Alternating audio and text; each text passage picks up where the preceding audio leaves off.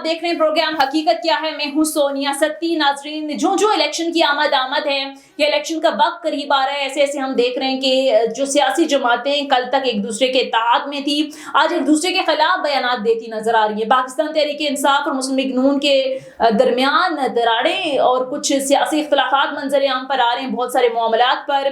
और क्या Pakistan peoples party के एतराज़ात जो मुस्लिम लीग नून को बजट को लेकर थे, दीगर मामलात पर थे, चेयरमैन पीसीबी के इशू पर थे, क्या वो दूर हो गए हैं? पीपल्स पार्टी का सारी सूरत हाल पर स्टांस किया है पीपल्स पार्टी की सीनियर रहनुमा ज्ञानचंद साहब ने प्रोग्राम में ज्वाइन किया। सीनियर साबिक तजियाकार नवीद बिलावल भी मेरे साथ मौजूद होंगे प्रोग्राम में। उनसे जरा जानेंगे कि इस वक्त ओवरऑल सिनेरियो क्या बन रहा है, मुस्तकबिल का सियासी मंजरनामा क्या है, क्या वाकई पीएमएल मुस्लिम लीग नून के दरमियान दूरियां पैदा हो गई हैं, कौन सी जमात किससे इत्तेहाद करेगी, क्या पार्टियों के मुस्तकबिल हैं, इस्तेकाम पार्टी इस वक्त कहाँ स्टैंड कर रही है, चेयरमैन पीटीआई का मुस्तकबिल क्या है, दीगर बहुत सारे इकोनॉमी से जुड़े भी संगीन मसाइल हैं जिन पर तफसील से प्रोग्राम में बात करेंगे। और नाज़रीन, इसी सारी सूरत हाल पर बात करने के लिए पीपल्स पार्टी के सीनियर रहनुमा ज्ञानचंद साहब ने प्रोग्राम में हमें ज्वाइन किया। इसके साथ साथ सीनियर साबिक तजियाकार नवीद बिलावल ने भी प्रोग्राम में हमें ज्वाइन किया। आप दोनों मेहमानों का बहुत बहुत शुक्रिया।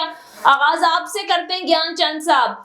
सर, जाहिर है इस वक्त ओवरऑल जो सिचुएशन है इकोनॉमी को लेकर, हुकूमती परफॉर्मेंस को लेकर, उस पर जाहिर है हुकूमती बयानात अपनी जगह, लेकिन मेरा सवाल ये सर कि ऐसी परफॉर्मेंस के साथ अगर इलेक्शन में जाते हैं तो सर क्या नताइज आप एक्सपेक्ट कर रहे हैं? लेकिन लोग समझते हैं, लोगों को आजकल जो है मीडिया भी तेज है, सोशल मीडिया से लेकर इलेक्ट्रॉनिक मीडिया की वजह से लोगों तक सही इंफॉर्मेशन पहुंचती है और लोगों ने समझना शुरू कर दिया है कि जो बैड परफॉर्मेंस की वजह से हमारे मुल्क डूबने लगा था, उस मुल्क को डूबने से बचा लिया गया है। और हम अब जो बैंक्रप्सी की तरफ जा रहे थे वो बैंक्रप्सी से बच चुके हैं। तो मैं समझता हूँ कि लोग इन चीजों को समझते हैं। हमारा रशिया से ऑयल आ गया, एलएनजी के मुआहदे हो गए, दुनिया से हम जो कटे हुए थे, आइसोलेशन में थे, तो वो आइसोलेशन से निकलकर अब पूरी दुनिया से हम एंगेज हो चुके हैं। मुख्तलिफ प्लान है जिन पे काम हो रहा है और किसी हद तक चार्टर इकोनॉमी पे भी हमारी जो कोalition गवर्नमेंट है उनकी पार्टीज का हो चुका है। तो मैं समझता हूं कि हमने मुल्क को बचा लिया है, रियासत को बचा लिया है और हम आगे बढ़ रहे हैं। और हम उम्मीद करते हैं कि आइंदा जो भी गवर्नमेंट बनेगी उस गवर्नमेंट में यही पार्टीज ही होंगी जो अभी गवर्नमेंट में मौजूद है। तो वो भी आप मफाहमत के साथ, अफ़ाम और तफ़हीम के साथ इस मुल्क को आगे लेकर चलेंगे और एक जामा प्रोग्राम भी मौजूद होगा।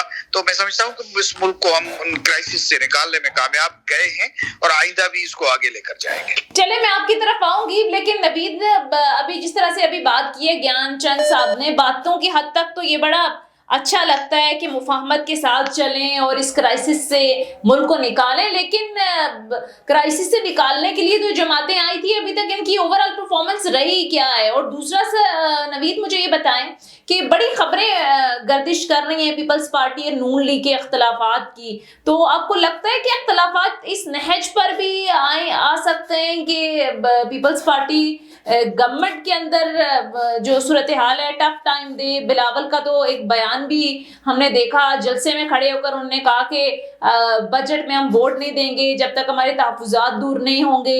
फिर तहफ़्फ़ुज़ात दूर भी हुए, अभी भी कंसर्न है। तो ये इख्तलाफ आपको लगता है किस नहज तक जाएंगे? जी, बहुत शुक्रिया फर्स्ट ऑफ ऑल पार्टिसिपेट करवाने के लिए। और दूसरे जो मेरे पार्टिसिपेंट है उन्होंने जिस तरह से बड़े आराम से फरमाया कि अफ़ाम और तफ़हीम की सियासत के जरिए इस मुल्क के मसाइल का हल निकालेंगे, तो और वो ये भी फरमा रहे हैं कि हमने मुल्क को दिवालिया होने से बचा लिया और पाकिस्तान का नाम बड़ा रोशन कर दिया। लेकिन अनफॉर्चुनेटली मुझे ये लगता है कि पाकिस्तान पीपल्स पार्टी के साथ इनका ताल्लुक है रोटी कपड़ा और मकान के नारा लगाने वाली ये जमात है। और नो डाउट जो जुल्फ़िकार अली भुट्टो का विजन था वो अवाम के लिए, खासतौर पर गरीब अवाम के लिए बहुत फैसिनेटिंग था। लेकिन अनफॉर्चुनेटली हम ये देखते हैं कि पाकिस्तान में गरीब को तो प्रैक्टिकली मार दिया गया है। आप यकीन करिए कि खत्म कर दिया गया गरीब को। और मुझे समझ नहीं आती कि एसी रूम्स में बैठ के ये बात करना कि हमने मुल्क को बचा लिया। आप गरीब आवाम का हाल तो देखें, आप पेट्रोल की कीमतें देखें, आप अफरात ज़र की शरह देखें, आप महंगाई की शरह देखें कि 50% को भी क्रॉस कर गई है। जो चीज बुनियादी अशियाए जरूरियां हैं जिसके जरिए से गरीब का घर चलता है वो तकरीबन 2 से 3 गुना बढ़ गई है। और पाकिस्तान के आम आदमी के बारे में, गरीब आदमी के बारे में कोई भी नहीं सोच रहा है इस वक्त सिर्फ एक लड़ाई जारी है। और पीटीएम ने ये अपने सर पे एक बोझ ऐसा उठाया जो अब ये बात जो है इनके कंधों के ऊपर जो है वो अब गरां साबित हो रहा है। अब इनसे कुछ बन नहीं पा रहा। और वेरी सॉरी टू से ये जो आप बातें कर रही हैं कि इख्तिलाफ की खबरें आ रही हैं, कि क्या इख्तिलाफ है और इनके क्या नज़रियात है। ये मशरिक और मगरब के नज़रियात रखने वाली दोनों पार्टीज थी। इन्होंने सारी जिंदगी आवाम को एक दूसरे के नाम पे वोट लिया, एक दूसरे को बदनाम करके, एक दूसरे के ऊपर करप्शन के चार्जेस लगा के, धांधली के चार्जेस लगा के आवाम से वोट लिया। तो बतौर सहाफी हमें इस तरह का तजिया नहीं करना चाहिए। लेकिन सच यही है कि गरीब आदमी की तो कोई बात नहीं कर रहा, आम आदमी की कौन बात कर रहा है। और मुल्क की ओवरऑल जो सिचुएशन है, कल गालबन आप मेरे साथ एक जगह पे थी, आपने वहां पर ट्रोली जिसको कहते हैं कि एक न्यूट्रल सर्वे हमने किया, तो वहां पे आवाम की क्या चीखो पुकार थी वो आपके सामने है सब कुछ। तो ज्ञानचंद साहब, अभी जिस तरह से नवीद ने बात की कि ये तमाम के तमाम सियासी जमातें अपने अपने मुफाद के लिए लड़ रही हैं, कल के जो हरीफ थे आज देखें अपने मुफादात के लिए साथ मिले हुए हैं, अवाम का तो कोई पुरसाने हाल नहीं है।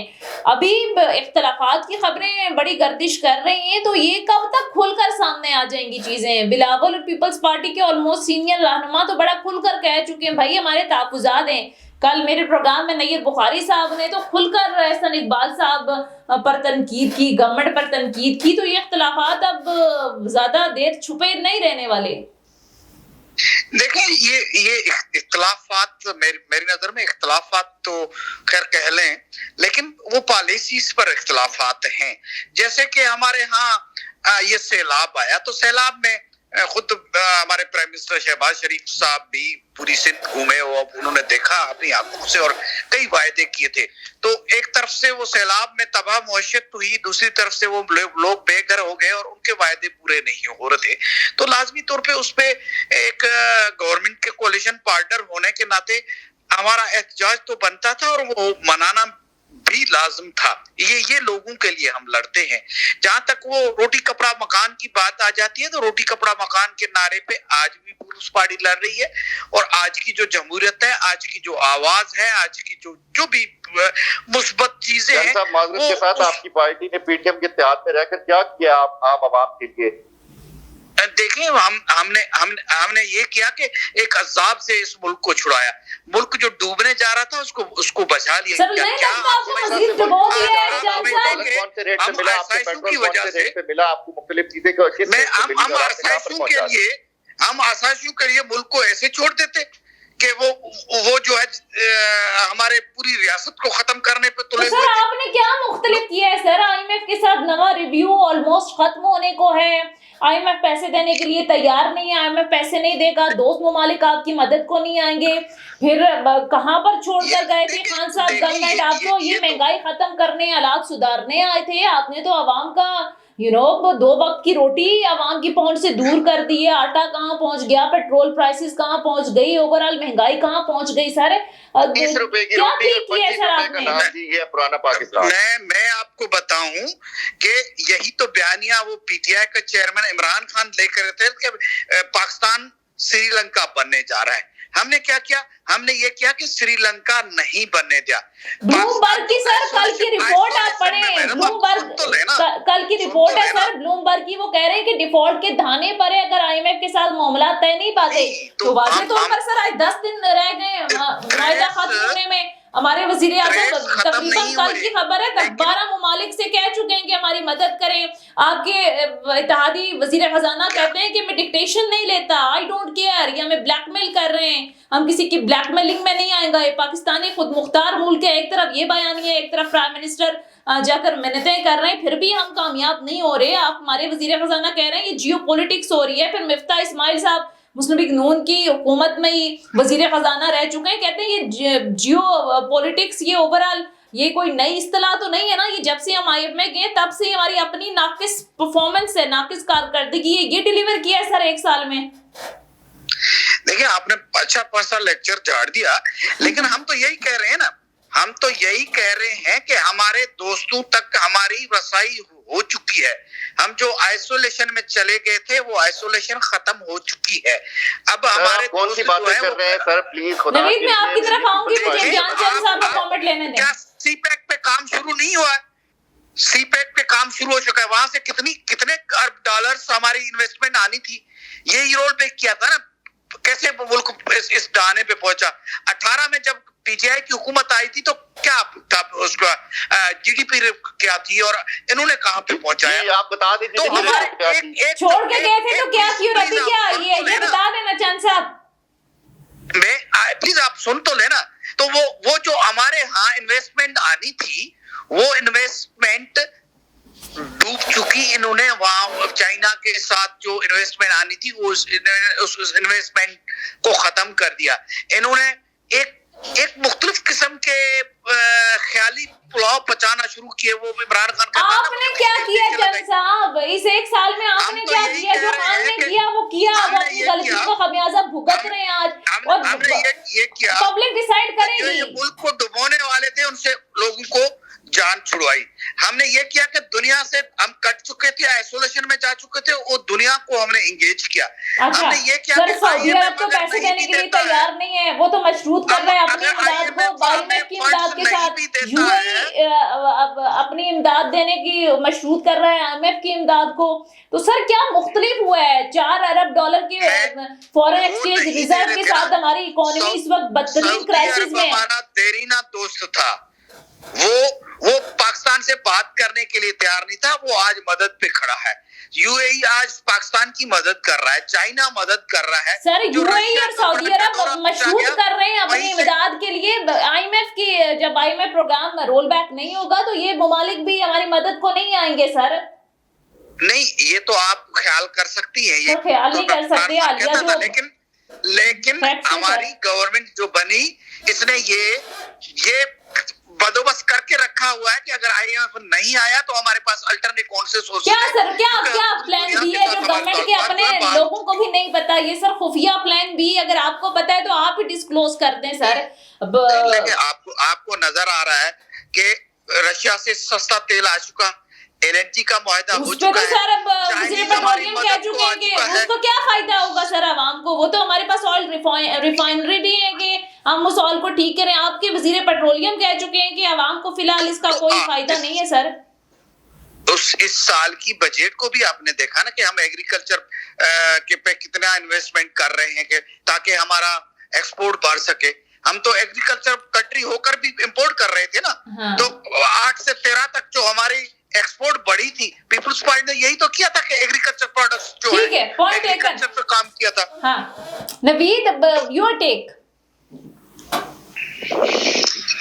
देखिए जो मेरे पार्टिसिपेंट है वो बड़े नफीस तरीके से बात कर रहे हैं, उनके साथ बहुत ज्यादा क्रॉस टॉक का मूड नहीं कर रहा। बड़े माशाल्लाह बहुत अच्छे तरीके से डिफेंड करने की कोशिश कर रहे हैं पाकिस्तान पीपल्स पार्टी के मंशूर को। लेकिन अनफॉर्चुनेटली मसला ये है कि उनके जो अल्फाज हैं वो पाकिस्तान की हिस्ट्री में पहली दफा मैं ये हालात देख रहा हूँ कि पेट्रोल की कीमतें इस हद तक पहुंच गई हैं कि लोगों के पास गाड़ी में पेट्रोल खत्म हो जाते हैं, लोगों के पास पैसे नहीं होते, लोग भरम की उस के नैच को पहुंच चुके हैं। सफेद पोश तबका जो है वो इस वक्त अपनी मौत आप मर चुका है और इन लोगों को मसाइल का बिल्कुल इदराक नहीं है। इनको नहीं पता कि आम आदमी की जिंदगी क्या है और जिस चीज को ये माशाल्लाह से अपनी कामयाबी करार दे रहे हैं वो क्या है कि यूएई हमारी मदद को खड़ा है फलाना, यानी कि ये सिर्फ ठीक की बातें हैं। प्राइम मिनिस्टर इनका वो है जो कहते हैं जी बेगर्स आर नॉट चूजेड और वो भीख मांगने को बड़ा फख्र समझते हैं। देखे और ये जो बयानियां सेट करने की कोशिश कर रहे हैं, अनफॉर्चुनेटली वेरी सॉरी, ये अवाम में टिकने के लिए तैयार नहीं है। अवाम इस हद तक बेवकूफ नहीं है, सिर्फ अपने केसेस खत्म करवाने के लिए हुकूमत में इन लोगों को आना पड़ा, वो इन्होंने अपनी मर्जी से कर लिए। लेकिन अब अवाम को मुंह दिखाने के लिए इनके पास कुछ नहीं है, नाम अमाल में कुछ भी नहीं है। और बजाय इसके कि बहुत लंबी बहस करूं, मैं तो सिर्फ यही दुआ करूंगा कि खुदा करे कि मेरी अर्ज़ पाक पर उतरे वो फसले गुल जिसे अंदेश है ज़वाल न हो। ओवरऑल मुझे नहीं समझ आती कि कोई पॉलिसी मेकिंग ऐसी है जिसमें आम आदमी की बात हो रही है।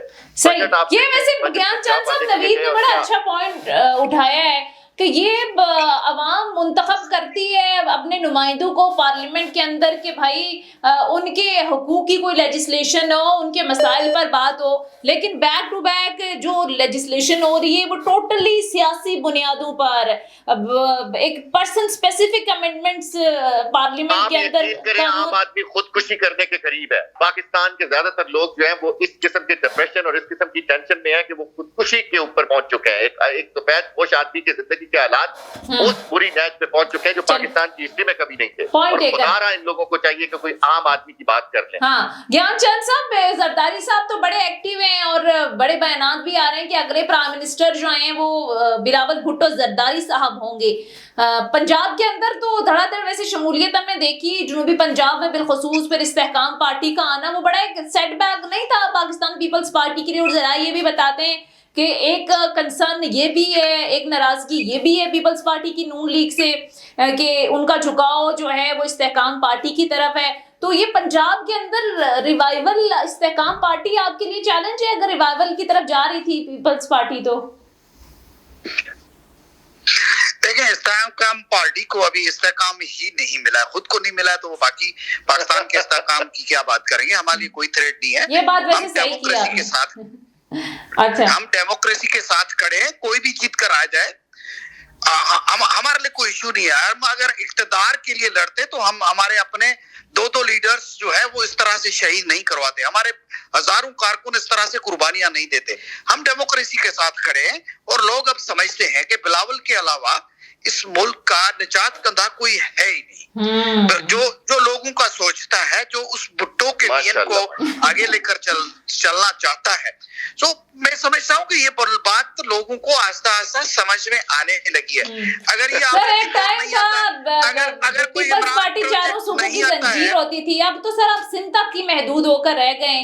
क्या सिंध की परफॉर्मेंस देकर ओवरऑल फेडरल में लोग आपको वोट देंगे? क्या सिंध की परफॉर्मेंस देख के आपको पंजाब में वोट दिया जाएगा? किस पे इसकी बुनियाद पर सर आप कह रहे हैं कि आप सबको रिजेक्ट कर दिया और बिलावल भुट्टो पीपल्स पार्टी को ये कराची का मेयर का इलेक्शन जीत तक है तो जनरल इलेक्शन भी जीत के दिखा देंगे। ये वही जादू चलाएंगे जरदारी साहब जो कराची में मेयर इलेक्शन जीतने का चला। देखें पीपल्स पार्टी पे आप हजार तनकीद करें, आप उस जमायत का फेवर कर रहे हैं जिसका सिर्फ एक एमपीए है। वो कहता है कि कराची में हमारे साथ धांधली हुई है।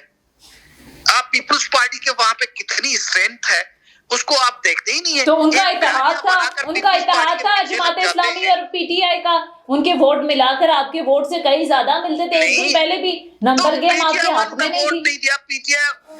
वो बैसाखियों पे 30 बैसाखियां निकल गई तो पीटीआई तो खत्म हो चुकी है। तो भाई उनके लोग थे ना, उनके उम्मीदवार थे जिन्होंने वोट डालनी थी। 29 से 30 लोगों को आपने आने नहीं दिया।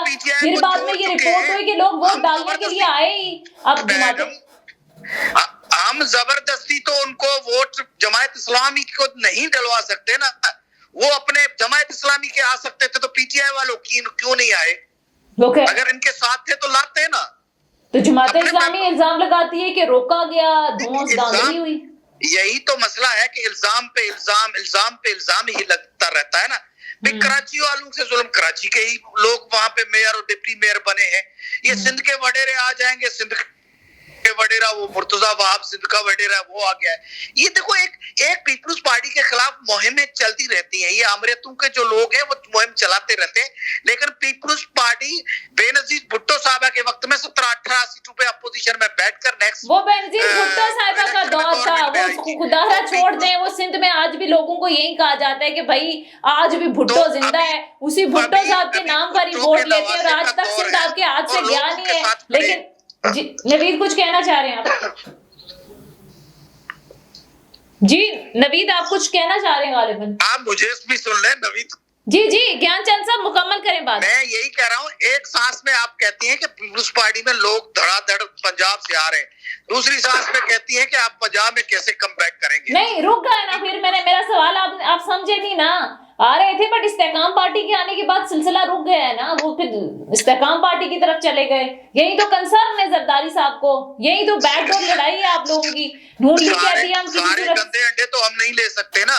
हाँ हम तो उनमें आपके जमात की मंजूर वसान साहब गालिबन वो ऑफर कर रहे थे फवाद चौधरी साहब को, कह रहे पीपल्स पार्टी से गए थे वापस यहीं पे आपके अपने लोग ऑफर कर रहे हैं और आप लोग सर कह रहे हैं कि गंदे अंडे हम लेते नहीं है। नहीं, सारे नहीं लेते, कुछ कुछ अच्छे जो है ना वो ले लेते हैं, अच्छा लेकिन सारे नहीं लेते। अच्छे भी होते हैं। मैंने आपको बताया था कि हमारे जो नाम आपने उनको गंदे अंडों का दे दिया और फिर आपने कहा गंदे अंडों में कुछ साफ अंडे भी हैं। उनके साथ तो बहस करने की जरूरत नहीं है, वो खुद कह रहे हैं कुछ गंदे अंडे हम ले लेते हैं। ज्ञान जैन साहब ये जरा बता देना इनमें गंदे और साफ कौन है, कौन से हैं? बस देखे ना, ये जो मुल्क के साथ खड़े नहीं होते हैं, जो अपने मंशूर के साथ खड़े नहीं होते, जो अपने ज़मीर के साथ खड़े नहीं होते हैं, उन लोगों को इलेक्टेबल्स को कहीं लेना पड़ता है जहाँ पे पार्टी कमजोर होती है। लेकिन जहाँ पार्टियां मजबूत होती है वहीं पे हम नहीं लेते हैं, या जो अपने बिलो द बेल्ट जो मुखालफत पे चले जाते हैं उन लोगों को नहीं लिया जाता है। अभी जो पॉलिटिक्स है, हम तो कहते हैं अल्लाह करे कि न्यूट्रल ही इलेक्शन हो, ट्रांसपेरेंट इलेक्शन हो, फिर पता चल जाएगा। चले पीपल्स पार्टी की बड़ी उम्मीद है भाई कि अगर ज्ञानचंद साहब ये कह रहे हैं कि न्यूट्रल अगर इलेक्शन होते हैं, न्यूट्रल्स रहते हैं तो फिर पीपल्स पार्टी आप कह रहे हैं कम बैक करेगी और बिलावल भुट्टो इलेक्शन जीतेगा। ये जनाब इस वक्त पीपल्स पार्टी का स्टांस है। बहुत बहुत शुक्रिया ज्ञानचंद साहब, सीनियर रहनुमा पाकिस्तान पीपल्स पार्टी प्रोग्राम में हमारे साथ मौजूद थे। नवीद बिलावल भी हमारे साथ मौजूद थे, सीनियर एनालिस्ट हैं। बहुत शुक्रिया नवीद आपके वक्त का भी। नाज़रीन ये था हमारा आज का प्रोग्राम, फीडबैक जरूर दीजिएगा। अगले प्रोग्राम तक इजाजत दीजिए, खुदा हाफिज।